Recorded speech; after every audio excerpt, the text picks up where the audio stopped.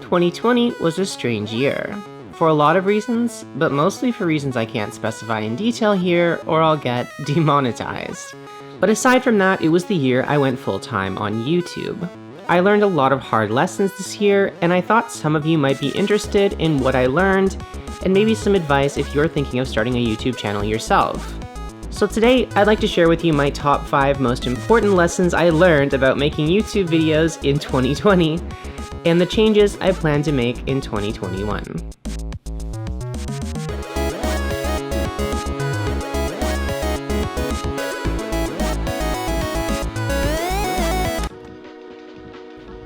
The best thing I ever did for myself in the past 2 years was to start a hobby streak.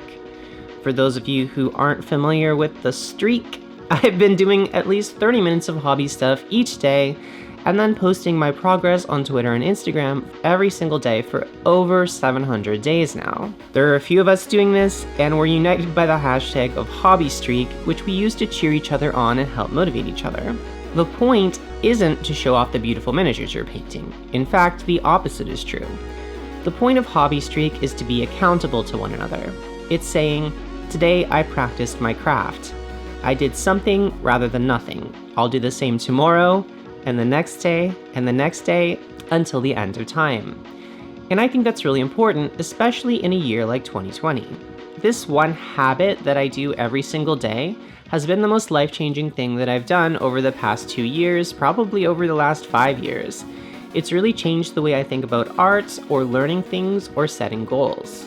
By committing to just a minimum of 30 minutes of hobby time each day, instead of saying you are going to do something amazing this year, you are essentially kneeling at the altar of the art gods. You are saying, I suck, but I'm willing to sit down at my desk for 30 minutes a day and put in the time. And eventually, over time, the practice and the ritual of the thing becomes more fulfilling than whatever end results you're getting. I know a lot of beginner artists, writers, painters, whatever, that get really caught up or discouraged because their stuff isn't very good at first. And I think the best way to deal with this is to detach yourself from the results and focus instead on the rituals and the habits instead. So this year, I hope to create for myself more smaller habits like hobby streak instead of a lot of big challenges or goals to get the results that I'm actually looking for.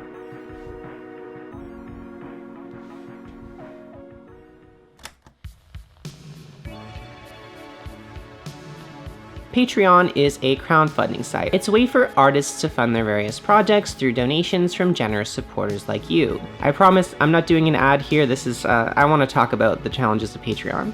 When I first made a Patreon, it was sort of like a tip jar. People had been requesting it, and it was a way for me to justify taking less freelance work and spending more time on the channel.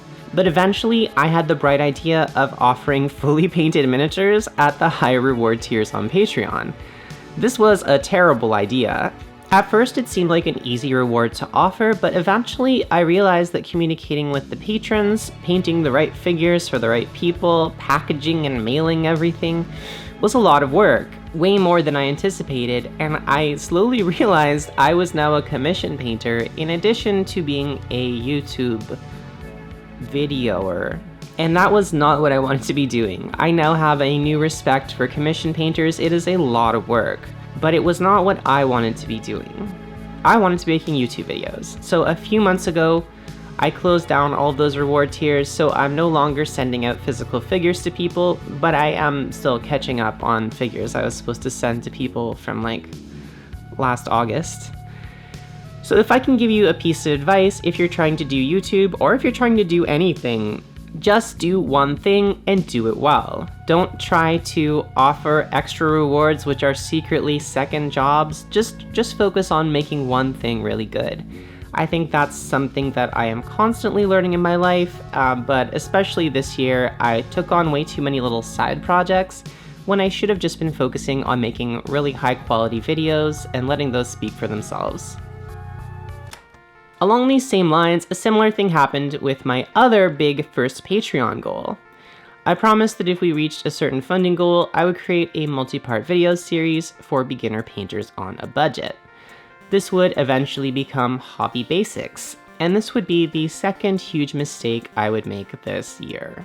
Hobby Basics was the first series that I attempted to do on YouTube this year, and I learned a lot from trying it. At first, I had a lot of passion for the idea, but when the videos started performing poorly, taking longer to make, and generally getting less views than my usual videos, I started to get discouraged and started caring about the series less and less.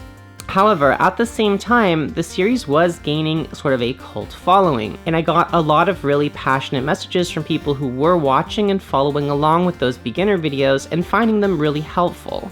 So I didn't want to stop doing them, I wanted to finish the series. So the big lesson I took away from this is that in the future, I want all of my YouTube series to be modular. Popular videos or videos I really enjoy making might get sequels, but I don't want to be planning out any long-running series for this year. This one's pretty self-explanatory. I want to scale down everything I do this year by 50%. Like we saw in the last two lessons, my ideas tend to be bigger than I think they are, and they take me at least twice as long as I think they will every single time.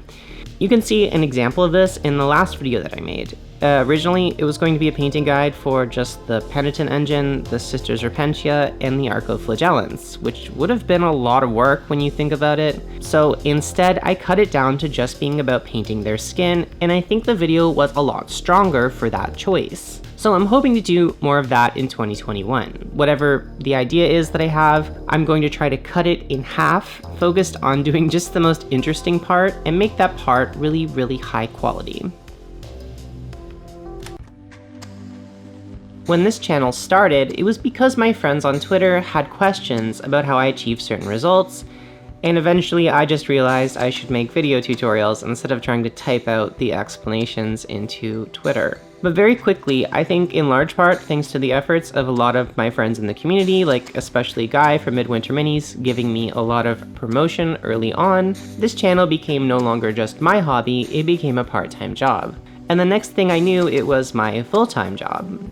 So as this was happening, my priorities with the channel changed as well.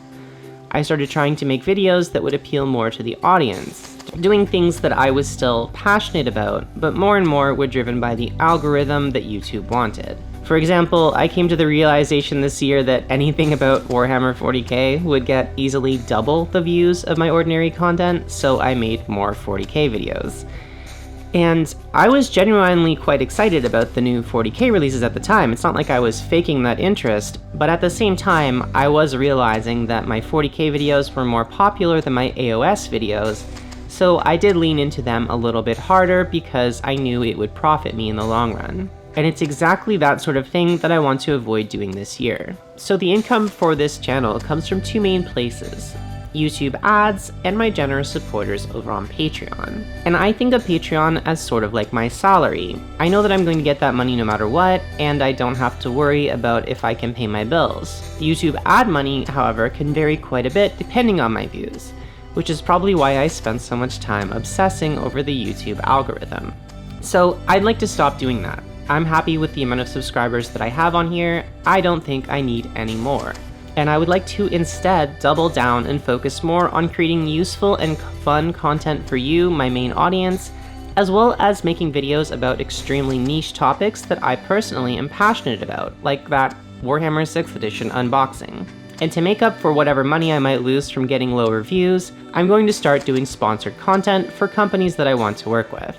My reasoning for this is that if I rely more on sponsored content and Patreon, I don't really have to worry about if my videos get a lot of views or not. I can be truly free to be much more creative on this platform and create higher quality content.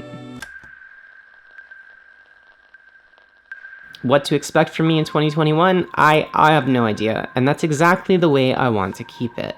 The main things I want to do first in January, February is to finish up all existing commitments. That means Patreon rewards that I owe, finishing up Hobby Basics, finishing up my Necrons and Sisters of Battle for that Indomitus challenge that I did. I have a much larger space to work in this year, so I'd really like to start doing some terrain videos. And maybe even try doing a battle report? I don't know. I think it might be fun if I build some custom terrain and do battle reports on it, but we'll see if that's actually fun or interesting for anyone. I also want to start painting more single figures or warbands this year instead of entire armies. honestly, doing army painting is just creating a lot of extra work for myself. Given that I don't play any of the big army games, I think it makes more sense to paint smaller forces that I can customize a lot more this year. I'll probably also do a few more collab videos. I really enjoyed all the collabs that I did this year with Guy and Oculus and Tyler from Billion Dollar Clown Farm.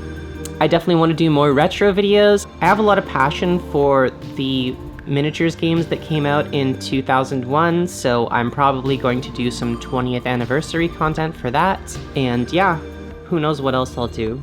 So thanks for sticking with me this year. It means a lot to me. This year has been terrifying, but it's also been one of the best years of my life because I actually now have a job that I find really exciting and challenging. So thanks for all of the support this year. I appreciate it more than you can possibly know. If you've watched this video all the way through, thank you so much for watching, and leave a comment down below to let me know that you watched it all the way through. And I'll see you in the next video.